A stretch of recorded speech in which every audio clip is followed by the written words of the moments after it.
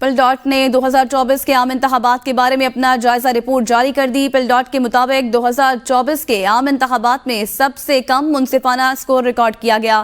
قبل از پولنگ مرحلے کے دوران انتخابات کے شیڈول میں کافی تاخیر، سیاسی جبر، نگران حکومت کی جانب سے غیر جانبداری کا فقدان دیکھا۔ پولنگ کے دن موبائل فون اور انٹرنیٹ سروس کی معطلی نے نہ صرف الیکشن مینجمنٹ سسٹم سے سمجھوتا کیا بلکہ انتخابی عمل میں عوام کی شرکت کے لیے بھی مشکلات پیدا کی ہیں۔ ابراہیم عباسی اس متعلق مزید بتائیں گے۔ ابراہیم، بتائے گا رپورٹ پہ مزید کیا بتایا گیا؟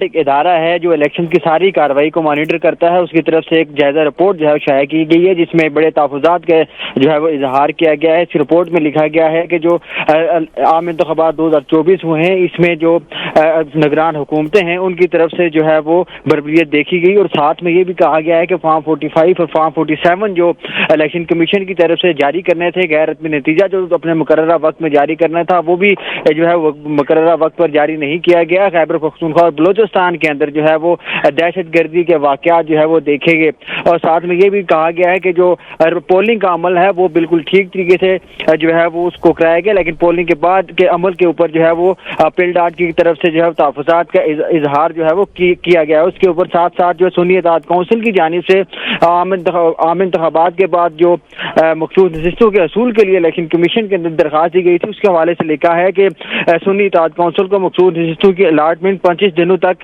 ایک پولنگ کے دن سے لے کر جو ہے بڑا متنازع ہے، اس کو جاری کر دینی چاہیے تھی۔ 25 دن کے اندر جو ہے وہ مخصوص نشستیں جاری کرنا تھی، لیکن الیکشن کمیشن نے اس کے اندر بھی تاخیر کی۔ جی بہت شکریہ ابراہیم عباسی۔